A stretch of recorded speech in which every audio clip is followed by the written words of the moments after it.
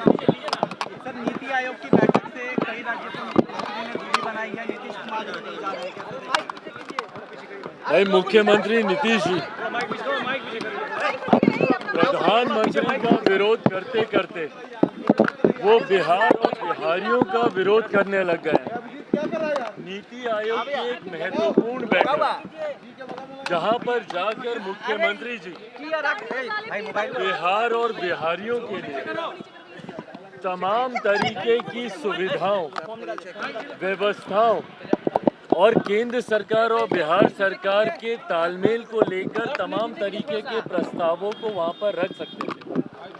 बार बार मुख्यमंत्री चुनाव जब आते हैं तो ये झुनझुना दिखाते हैं विशेष राज्य के दर्जे की मांग का।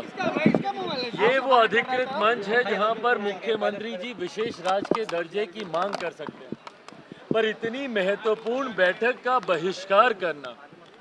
बहिष्कार करने की एक परंपरा शुरू हो गई, जो कि भारतीय लोकतंत्र के लिए कहीं से उचित नहीं है।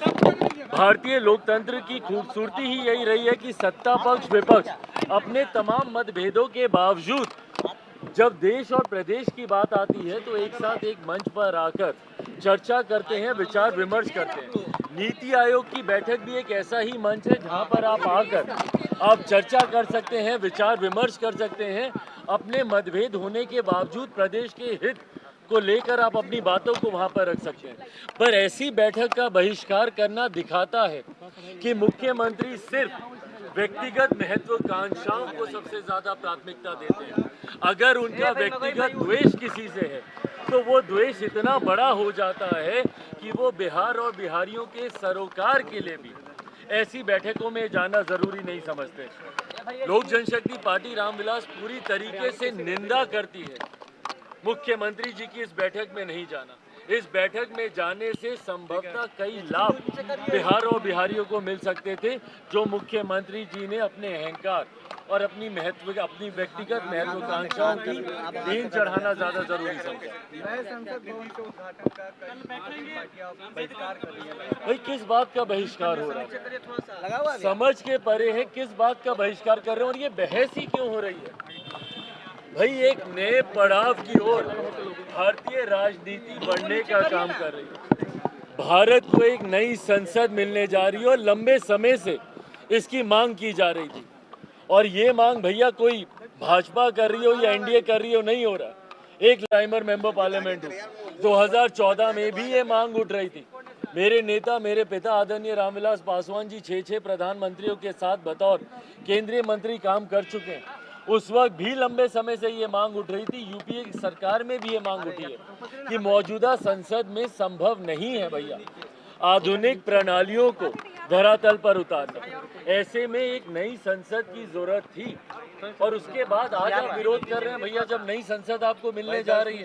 एक आधुनिक तौर तरीके से आज नए भारत को एक नई संसद जब मिलने जा रही है तो विरोध किस बात का कर रहे हैं भाई।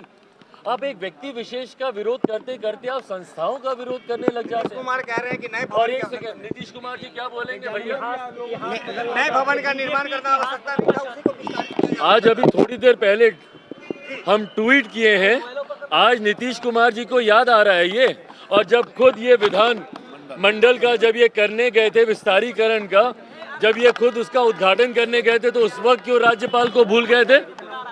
उस वक्त महामहिम राज्यपाल नीतीश कुमार जी को याद नहीं आए थे।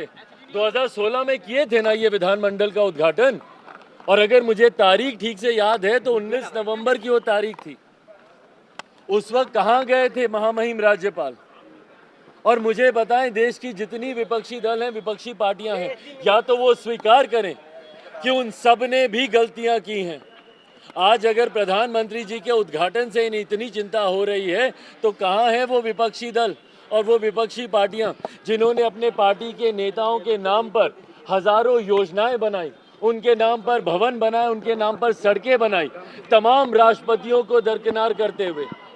या तो वो स्वीकार करें कि तब उनसे गलती हुई थी इसीलिए आज गलती हो रही है, और या फिर जो परंपरा चलती आ रही है भाई कहाँ पे लिखा है। और आज की तारीख में जब आपको सकारात्मक ऊर्जाएं देने की जरूरत है, नकारात्मक राजनीति कब तक विपक्ष करेगा भैया। आइए एक नई शुरुआत है, सकारात्मक तरीके से इसकी शुरुआत की जाए। भाई एक नई संसद मिलना एक बड़ा पड़ाव है भारतीय राजनीति में, और ऐसे में सिर्फ आपको एक व्यक्ति विशेष का विरोध करना है, आप तमाम संस्थाओं का विपक्ष विरोध करने लग गया है, ये गलत है। मुख्यमंत्री जी जवाब देंगे कि क्यों फिर उन्होंने गलती की, क्यों उस वक्त महामहिम राज्यपाल मौजूद नहीं थे जब ये विधानमंडल का जब ये उद्घाटन करने गए थे, और अगर उस वक्त उन्होंने गलती की थी तो आज जाकर वो इसको स्वीकार करें, तब तो उनका विरोध करना जायज़ है। और अगर इतना ही विपक्षी दलों को बहिष्कार करने का शौक है तो भाई पूर्ण बहिष्कार कीजिए ना, अपने तमाम सांसदों को बोले कि इस्तीफा दें, पूर्ण बहिष्कार कीजिए, क्योंकि उसके बाद